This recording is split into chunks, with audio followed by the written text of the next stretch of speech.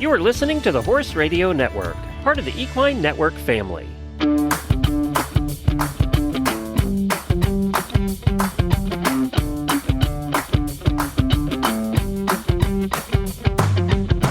Welcome to this episode of the Business of Practice podcast, where we focus on the business and human sides of equine veterinary medicine.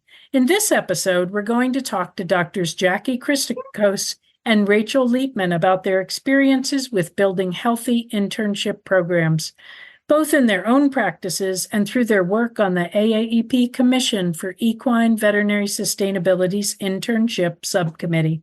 That's a mouthful. That's a lot. I'm your host, Dr. Amy Grice, business consultant and former equine practice owner. The Business of Practice podcast is brought to you in 2024 by Care Credit.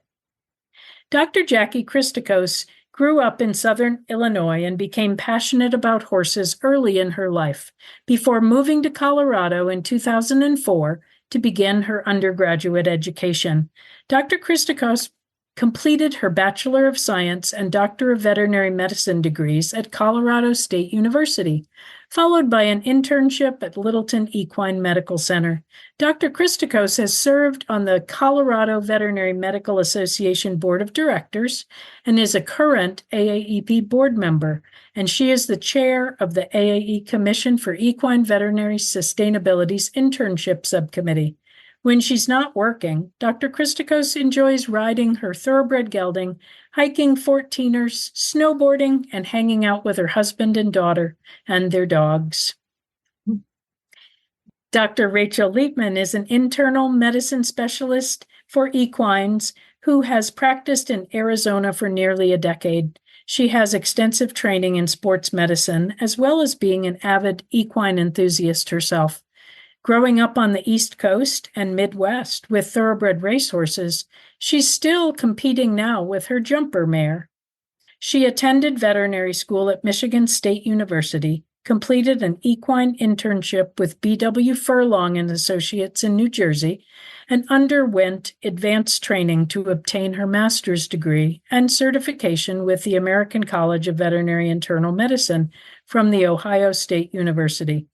Dr. Liepman is a member of the AAEP Internship Subcommittee of the AAEP Commission for Equine Veterinary Sustainability and is both a Decade One facilitator and a Starting Gate group facilitator. When she's not working, Dr. Liepman enjoys spending time with her husband and two children and riding her beautiful mare, who's gray and beautiful. Welcome, Drs. Christakos and Liepman. Thank you so much for being here. Thanks for having us.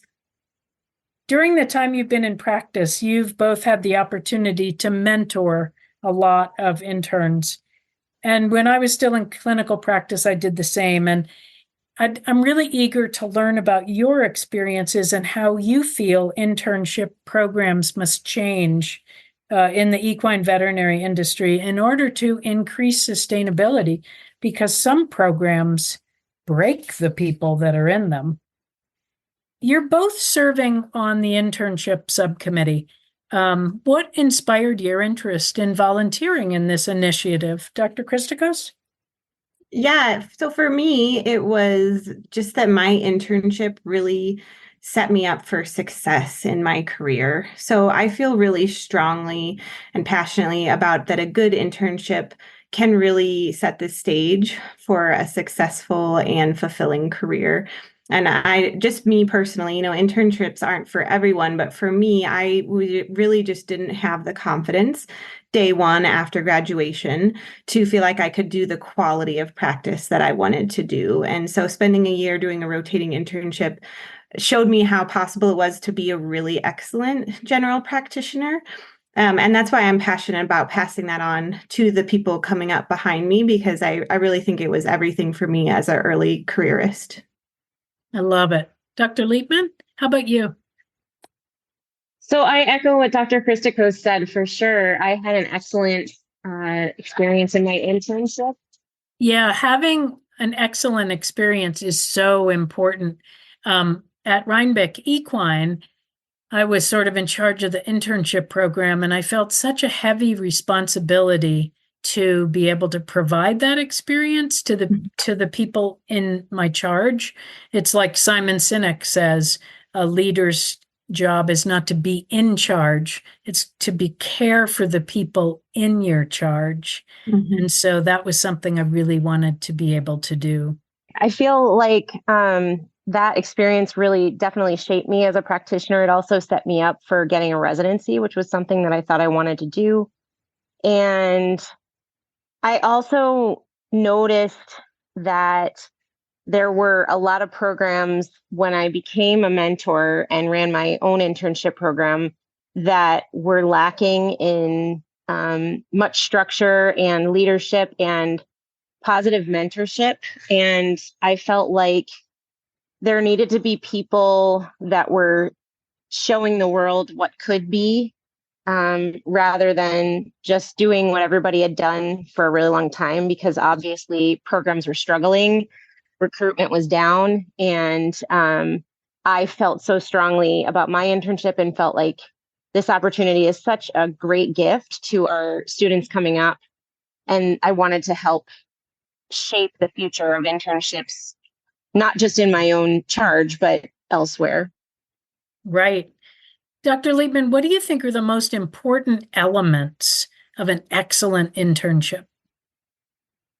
That's a great question. I think that there's a few. One is that there's somebody that is sort of the lead mentor for the interns that they can lean on and rely on to go to for hard questions, but also just as a sounding board. I think that somebody needs to be in charge of the structure of their program so that there is a didactic portion as well as a clinical portion, and that, you know, it's prioritized in the practice, whether it's a university or private practice, and that interns are treated like humans and not like cheap labor. So I You're think humans, really?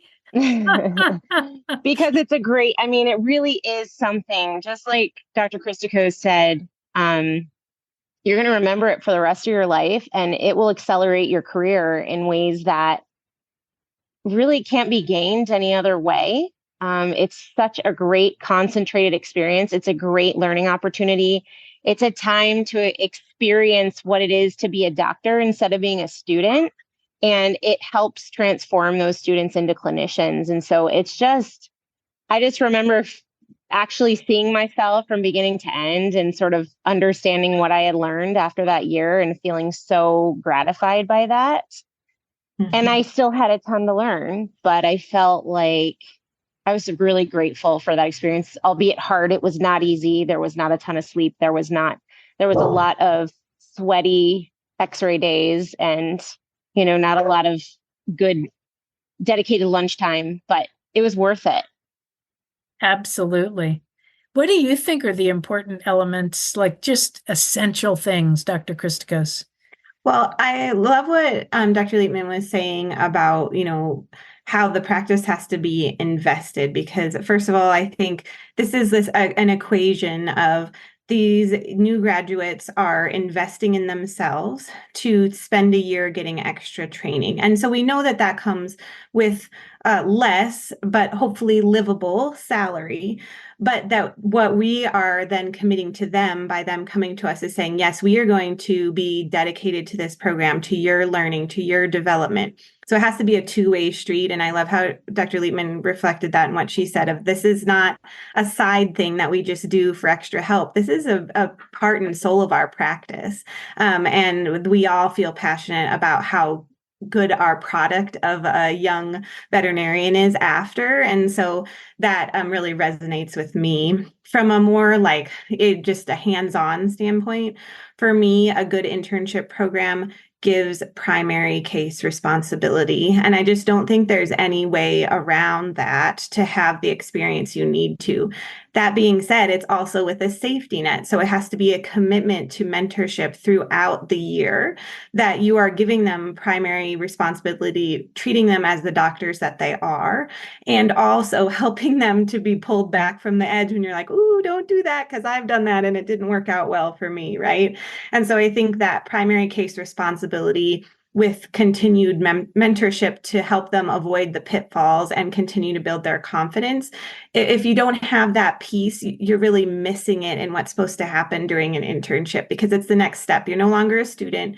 You're not a technician. You're not doing, and our technicians are so important, don't get me wrong, but you are a graduate veterinarian for a reason and need to be utilized as one. And so I think that is fundamentally has to be the core of an internship program.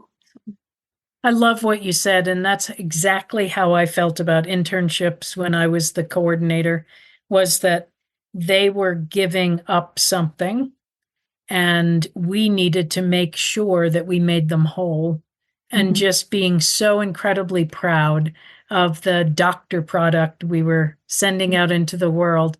I'm just so proud of all of them. It's a wonderful thing to do for the future, the giving back. The Business of Practice podcast is brought to you by Care Credit. Care Credit keeps equine veterinarians at the heart of care by providing horse owners with simple, budget-friendly financing options. By helping to bridge the gap between cost and care, Care Credit supports healthy financial relationships between veterinarians and their clients. Clients have a flexible way to pay over time for all types of care, and practices get paid in 2 business days. It's a payment experience everyone can feel good about. So you were talking about, Dr. Christakos, about, giving them positive feedback and sort of over the entire year and helping them through that. So the internship subcommittee has recommended using entrustment scales. Can you tell our listeners a little bit about that? Because some people are not familiar. Yeah, totally. So entrustment scales, and also I was not familiar with these either. And we were lucky to have some really amazing educators in our subcommittee that really helped to shine a light on things like core competencies and how to better put your finger on what are these things that make the whole equine veterinarian, that make that person that you want to hire in any job that you want to work side by side with. What are those pieces? So those are core competencies. And how you can measure those is by using entrustment scales that feel a little less scary than just saying, I think you did a bad job, or I think you did a good job, which in fairness, we all know is not a good way to evaluate people, but veterinarians don't get a lot of training in how we are supposed to give that feedback. And so what entrustment does, entrustment scales, the intern can rate themselves alongside a mentor about the same tasks. So things they're doing, activities like working up a colic or a lameness exam, and where you take those pieces of that exam and break it down and say, okay, what were things I really trusted you to do, like all the way on your own? And what were things that we felt like you needed a lot of support to do and felt like I had to do a lot of it for you in order to get you there? And the intern will rate themselves the same way. And so then you can look at those numbers and see, where are we meeting? Are we understanding, okay, I gave you a 5, but you gave yourself a 1. Wow, you need to not be so hard on yourself because we thought you did great. And then the opposite recognition too of like, oh, wow, I thought that really went well, but apparently it didn't feel that way to the other folks that were there. So that's where entrustment scales give you a way to talk about, what went well and what could be even better yet the next time, without it feeling like a personal, feels like a personal, you could have been better. No, it's about the activity. The person is always great, but how we can do the activity or the exam or what the process is, this is where we can do better. And this is where we're already doing great. I bet you can use those same kind of communication skills or language for things that are softer skills. Dr. 100%. Liebman, have you seen that done as well? Yeah, I think that we talked a lot about that when I was mentoring interns in their evaluations. We've talked a lot in the subcommittee about mandatory evaluations frequently, just because feedback is so valuable. And I think using those types of scales for, client communication skills, communication with peers, with colleagues, other veterinarians and technician staff, lay staff. Yeah, it's a great way to kind of assess I think pretty holistically, and people can be more honest, without, like she mentioned, making it personal. Right. It's really hard when people don't have confidence.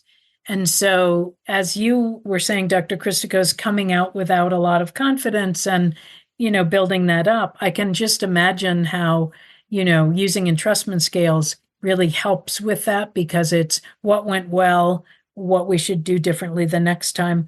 Dr. Liebman, what kind of things do you think are most effective in building confidence? I think that the primary case responsibility is a huge part of it. Being able to be a hand that they can hold while watching things progress and allowing them to see the evolution of a case and see what they're doing well and what's hard. I think it's really hard to anticipate what those hard things are going to be for each individual. For one person, the client communication could be a breeze and tubing the horse could be the problem, where the next person can do all the skills and they cannot talk themselves out of anything. And so it's really a great way to bridge that gap. And I think that as the interns start to learn what it's like to be a doctor, their confidence really does start to build naturally. I think the other thing that really helps with confidence is regular evaluations. I think that, most of the time, these people that are coming out of veterinary school are really good eggs. They're super hard workers. And especially if they're coming to do an internship, they're committed. We know they're committed at that point. And so I think by far and away, they're more likely to evaluate themselves more poorly than their mentors. And I think that they really do value that frequent, good, honest feedback. When they see that a lot of it is positive, which is mostly what happens, their confidence in themselves starts to grow and they just evolve so much over a year. So I think those are the two main elements. And I think really being pushed to interact with clientele is a huge thing too, because they're going to have to face those difficult clients, and then they'll get those really unicorn clients that will give them flowers or Starbucks cards or whatever and really make them feel valued. Amy Edmondson, who did all the work on psychological safety, built this quadrant, and it had, on one, the Y axis was how motivated they were. And then the x-axis was how much psychological safety there was. And, the learning zone was highly motivated and it's psychologically safe. And the anxiety zone, which is where a lot of our new graduates live, was in the really motivated but bad, no psychological safety. Dr.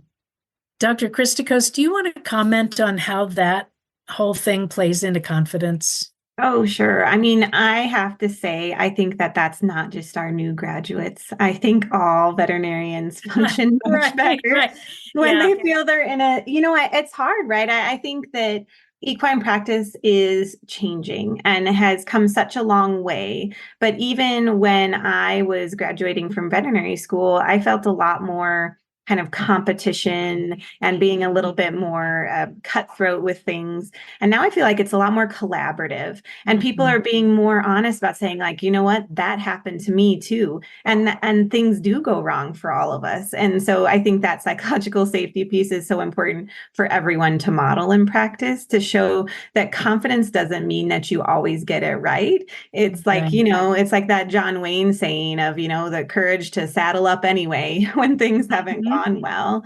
And so I think that's really important. And I guess the only thing I would add to all the lovely things that Dr. Liebman said was that I think repetition for me was a huge confidence builder. I am a person that if you tell me how to do it, I'm going to be like, can I watch you do it? And then can you watch me do it? And then I'll be good to go. Even today in my career, I am that way. And so the repetition of doing something over and over and over again in a safe environment where someone can pull me back if I'm not doing it the best way that I could was really critical for me in my development as a veterinarian and learning my process, and not being stumped by something I just hadn't done before, but being able to work through it was really kind of reps for me. Was that what I needed to, tube a horse 1,000 times so that it became like old hat. Because in school, sometimes you don't get to do those things, and to evaluate lameness and be like, yes, I did pick the correct leg, because everyone goes through that when they first get out of school. And so I just think those number of reps in a safe environment where I felt like if I was really going to put my foot in it, somebody was going to pull me out, was everything for me in the development of my confidence. So, yeah, I love it. That makes so much sense. As we come to the end of our time here, is there anything additional that you would like to share with our listeners tonight, Dr. Christakos? I guess the only thing I would say is, while we have really tried to put out there that we totally understand internships aren't the pathway for everyone in equine practice, they are the path a lot of our new graduates are choosing. And so I think we need to be cognizant that the investment we're making in our young doctors coming into the practice as interns is for the length. What happens in that first year might be the difference between them staying in equine practice or them leaving equine practice, for a variety of reasons, because of the experience they had, because of how they were treated, because of how confident they felt, because we gave them the skills to be safe working around horses, because we paid them enough that they could not take more loans while they were trying to get this training. So many factors that really could end up being the make or break of us being that colleague that we really want to hire back to our practice 5 years from now. So I just think it's really important that we embrace that we have some pretty significant responsibility here, that if we're going to be doing internship programs, we need to be invested in them as they are in us. It's a two-way street. You get so much out of having a wonderful internship program, and these amazing young veterinarians that you send out into the world. It really feels sometimes to me, I'm like, oh, feels like the Mother Goose with goslings going out into the world and seeing all the amazing things they do and these amazing veterinarians they become. And I think the opposite can be true too. If they come out sad and disgruntled and hate equine practice, wow, that hurts all of our hearts. So I just think we all need to move through our days thinking about that. And not every day is perfect, but to be thinking long range for these guys, that this could be them being our colleague 10 years from now, or them being in small animal practice, or gosh, not in veterinary medicine at all. So to own the responsibility without letting it crush us, to say, okay, what can we do to make this better for them so that they can really be the quality and a veterinarian that they want to be for a long career? Very, very well said. Amen. Dr. Liebman, do you have something else to add to tell our listeners tonight? I think a couple of things. One is sort of just to add on to what Dr. Christakos mentioned. These veterinarians coming out of our programs are reflections of our practices. And I think that sometimes we get attitudes from managerial types or corporations that these are temporary employees. That is not how I feel about them. They're lifelong pledge members of our particular practices. They should feel proud of where they came from. They should want to promote this practice to the future generations. I think they're super important, if not some of the most important members of our teams.